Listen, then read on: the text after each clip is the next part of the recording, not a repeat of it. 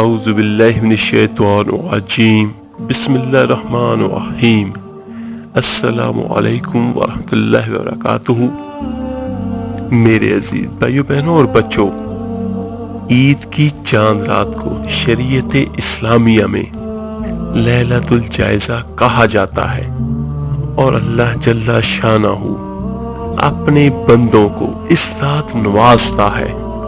اس رات کو لیلۃ الجائزہ کیوں کہا جاتا ہے کہ اس رات اللہ تعالیٰ جائزہ لیتا ہے ہر بندے اور بندی کے روزوں کو، اس کے جذبوں کو، اس کی سوچوں کو، اس کی نظروں کو، اس کے قدموں کو، اس کے سجدوں کو، اس کی عبادت کو، اس کے صدقے کو، اس کی خیرات کو جو اس نے اللہ کے نام پہ دی ہے، اور اس کے ذکر کو، اس کی تسبیحات کو، اس کے قیام اور رکوع کو، اس کے کلمات کو، اس کی سوچوں کو، اس کی صبح کو، اس کی شاموں کو، اس کی سحری اور افطاری کو، اس کی عبادت اور ریاضت کو، ساری چیزوں کو اللہ جل شانہ اپنے سامنے رکھ کر پرکھتے ہیں کہ پورے رمضان میں اس نے کیا کیا۔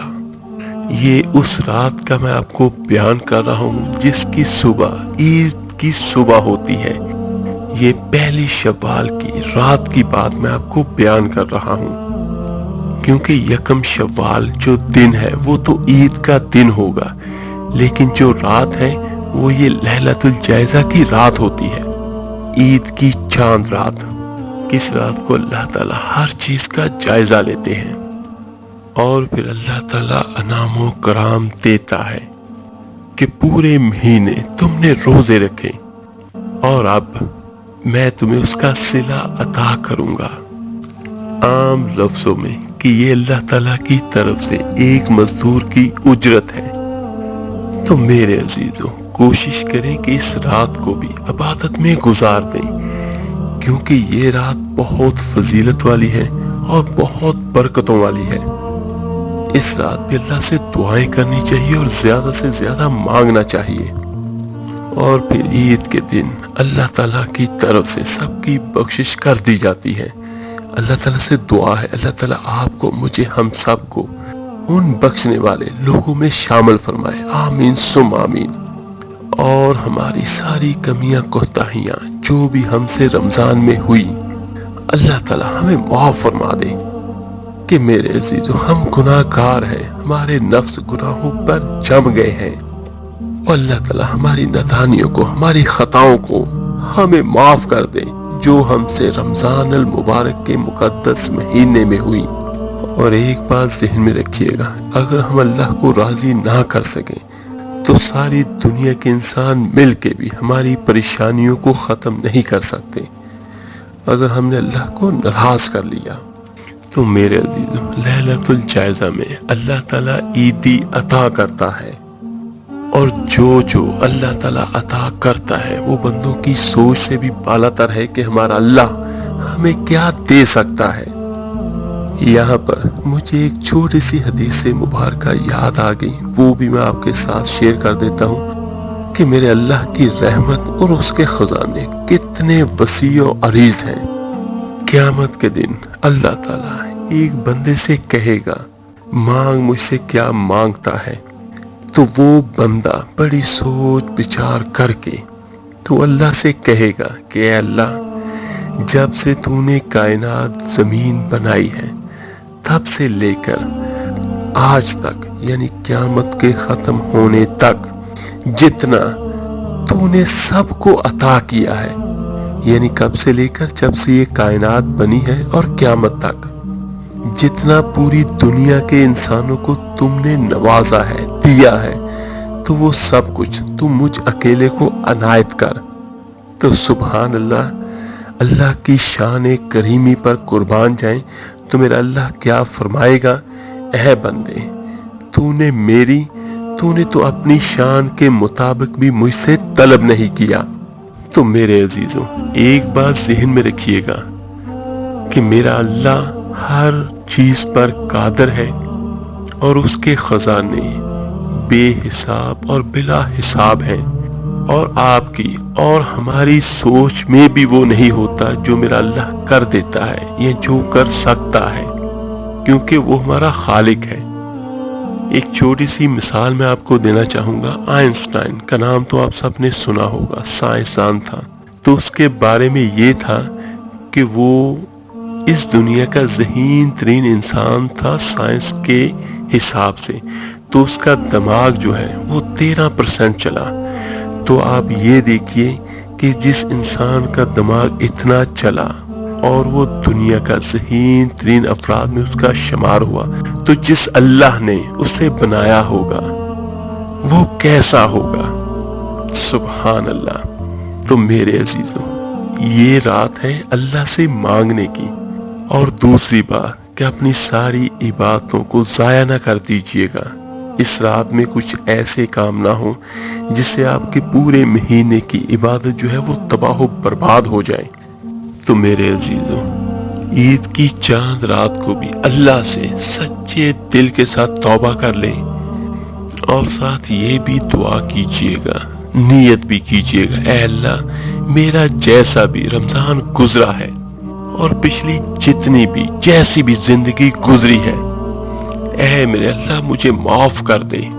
میں اپنے سارے گناہوں کی معافی مانگتا ہوں یا معافی مانگتی ہوں، اور اے میرے اللہ میں آگے سے کوئی گناہ نہیں کروں گا یا نہیں کروں گی، اور آپ مجھے معاف فرما دیں۔ تو میرا اللہ تو وہ ہے جو گناہوں کو نیکیوں میں تبدیل کر دینے پر بھی قادر ہے، اور اللہ تعالیٰ سے دعا کیجیے کہ اور توبہ پر استقامت عطا کرے۔ تو میرے عزیزوں، جو میں آج کا وظیفہ اور عمل آپ کو بیان کرنے لگا ہوں، یہ ہر کوئی کرے، اور جو اللہ کی بندی اللہ کی طرف سے نماز یا نفل نہ پڑھ سکے تو وہ ذکر اذکار ضرور کرے۔ توبہ تو زبان سے کرنی ہے تو وہ کر لے، اور جو میں آگے وظیفہ بیان کروں گا وہ زبانی ہر کوئی کر سکے گا آسانی کے ساتھ۔ تو میرے عزیز بھائیو بہنوں اور بچوں، جس طرح میں آپ کو بیان کروں گا اسی طرح آپ نے پڑھنا ہے اور اسی طرح آپ نے عمل کرنا ہے۔ تو انشاءاللہ تعالی میں اللہ کی رحمت کے امید کے بھروسے پر یہ کہہ رہا ہوں کہ آپ کی جو بھی حاجت ہوگی وہ اللہ کے حکم سے انشاءاللہ ضرور پوری ہوگی، لیکن آپ نے پوری نیت اور پورے دل کے جذبے کے ساتھ کرنا ہے۔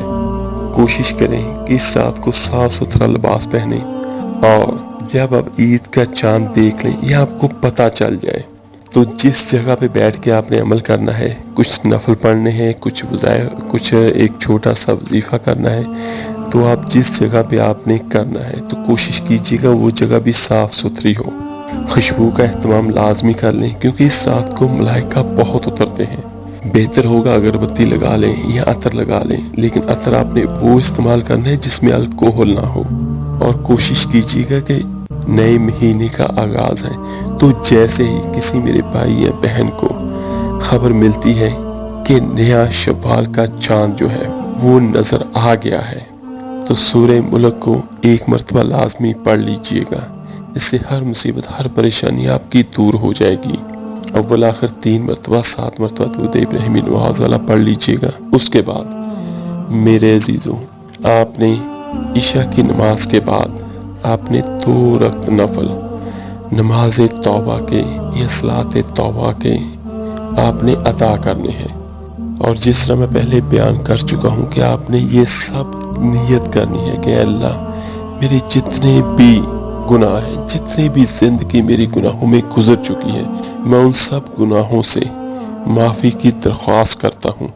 تو 2 نفل آپ نے صلاۃ توبہ کے پڑھنے ہیں، اور اس میں آپ نے پڑھنا کیا ہے؟ پہلی رکعت میں ثنا الحمدللہ شریف اور سورہ اخلاص آپ نے 21 مرتبہ پڑھنی ہے، اور دوسری رکعت آ جائیں، دوسری رکعت میں آپ نے الحمدللہ شریف پڑھی، اس کے بعد پھر 21 مرتبہ سورہ اخلاص پڑھی، اور اس کا رکوع، سجدہ، اتحیات اور سلام پھیر لیا۔ یہ 2 رکعت نفل آپ کے صلاۃ توبہ کے ہو چکے۔ اس کے بعد میرے عزیزوں 2 رکعت نفل آپ نے صلاۃ حاجت کے پڑھنے ہیں۔ جو بھی میرے کسی بھائی بہن کی حاجت ہے تو یہ رات وہ ہے جو اللہ سے مانگنے کی رات ہے، اور اللہ تعالیٰ اس رات کو انعام و کرام عطا کرتا ہے، تو اسی میں جو بھی کسی میرے بھائی بہن کی حاجت ہے تو وہ بھی اللہ سے مانگ لیں، اس کے لیے دینا کوئی بڑی بات نہیں اور نہ ہی مشکل ہے۔ کوئی بھی چیز آپ کی یا میری سوچ میں ناممکن ہو سکتی ہے یا ہوتی ہے، لیکن میرے اللہ کے لیے کچھ بھی ناممکن نہیں ہے۔ تو جو 2 نفل آپ نے صلاۃ حاجت کے پڑھنے ہیں وہ بھی آپ نے اسی طرح پڑھنے ہیں کہ ہر رکعت میں الحمدللہ شریف کے بعد آپ نے 21 مرتبہ سورہ اخلاص پڑھنی ہے، اور 2 نفل جب مکمل ہو جائے صلاۃ حاجت کے، اس کا سلام پھیر کے، تو اسی جگہ پہ بیٹھ کے آپ نے کوشش کریں، اگر چائے نماز پہ ہو جائے نہیں بھی بیٹھا جا سکتا، کہیں ٹیک لگا کے بھی بیٹھ سکتے تب بھی بیٹھ جائیں۔ تو میرے عزیزوں 11 مرتبہ آپ نے درود ابراہیمی نماز والا پڑھنا ہے شروع میں، اور پانی کا ایک گلاس ساتھ میں رکھ لیں، اس پہ پھونک ماریں۔ ماحول جو ہوگا وہ آپ کا بہت روحانیت قسم کا ہوگا، خوشبو چل رہی ہے یا آپ نے عطر لگایا ہے۔ اس کے بعد آپ نے صاف ستھرے کپڑے پہنے ہیں، وہ کمرہ بھی صاف ستھرا ہے، پاک ہے۔ یہ ذہن میں رکھیے گا، نہ آپ کے کپڑے ناپاک ہوں، نہ جس جگہ پہ آپ بیٹھے ہیں وہ جگہ بھی ناپاک نہ ہو، پاک ہو سب کچھ۔ تو میرے بھائیوں 11 مرتبہ درود ابراہیمی نماز والا پڑھا، اس کے بعد آپ نے 300 مرتبہ یا 500 مرتبہ یا 700 مرتبہ آپ نے سورہ اخلاص کو پڑھنا ہے، اور ساتھ ساتھ آپ نے اپنے ذہن میں وہ حاجت رکھنی ہے۔ تو میرے عزیزوں سورہ اخلاص وہ ہے جس کے پڑھنے والے سے اللہ تعالیٰ پیار کرتا ہے۔ تو اس رات کو اللہ سے مانگیں، جو آپ چاہتے ہوں گے، جتنا چاہتے ہوں گے وہ سب مانگ لیں۔ تو جب آپ کا یہ عمل مکمل ہو جائے، پانی پہ 3 پھونکے ماریں، پانی کو دم کریں، اس کا پھر 11 مرتبہ درود ابراہیمی نماز والا پڑھ کے پھونکے مار دیں۔ اس کے بعد اللہ سے اپنی حاجت کے لیے دعا کیجیے گا، جو بھی آپ کی حاجت ہوگی۔ اور جو پانی ہے میرے عزیزو، یہ اتنا متبرک اور مقدس پانی ہے جس میں اللہ کا کلام دم کیا جائے، تو کوشش کیجیے گا کہ اس پانی کو گھر میں جتنے بھی لوگ ہوں سبھی گھر والوں کو 3 گھونٹ پلا دیں، اور چاروں کونوں میں پورے گھر میں دیواروں کے اوپر، نیچے زمین پہ نہیں گرنا چاہیے، دیواروں پہ چھینٹے لگائیں۔ تو انشاءاللہ تعالیٰ پورا سال آپ کے گھر میں امن و سکون بھی رہے گا اور برکتیں بھی رہیں گی، اور جو آپ کی حاجت ہوگی اس کے لیے آپ دعا کیجیے گا، وہ بھی اللہ تعالیٰ ضرور پوری کرے گا۔ اور میرے عزیزو ایک چھوٹی سی درخواست اور ہے آپ سب بھائیوں بہنوں سے، جب آپ اپنے لیے دعا کیجیے تو ان سبھی کے لیے بھی دعا کریں جو پتہ نہیں کسی مصیبت میں یا کسی چیز سے محروم ہیں۔ جیسے وہ اپنے لیے دعا کرتے ہیں کہ اللہ تعالیٰ مجھے مال و دولت رزق عطا فرمائے، تو باقی سبھی کے لیے بھی دعا کر لیں۔ اور جس طرح آپ کہتے ہیں کہ میری شادی جلدی سے جلدی ہو جائے، تو اپنے لیے بھی دعا کریں، اور سب بھائیوں بہنوں کے لیے بھی دعا کریں، یہ صدقہ جاریہ ہوتا ہے۔ تو اگر کوئی بے اولاد ہے تو باقی سبھی کے لیے بھی دعا کریں۔ اللہ تعالیٰ سے دعا ہے اللہ تعالیٰ آپ کی، میری، ہم سب کی ہر مراد کو پوری کرے، ہر مشکل، ہر مصیبت کو ہم سے دور کر دیں، آمین ثم آمین۔ اس ویڈیو کو لائک اور شیئر ضرور کیجیے گا، صدقہ جاریہ سمجھ کر۔ آپ کے ایک شیئر کرنے سے جو اللہ کا نام، اللہ کا کلام پڑھے گا، اس کا اجر، اس کا ثواب آپ کو، مجھے، ہم سب کو ملے گا۔ تو ملتے ہیں جلدی انشاءاللہ تعالیٰ ایک نئے وظیفے عمل کے ساتھ۔ اپنا بہت بہت خیال رکھیے گا۔ اللہ حافظ۔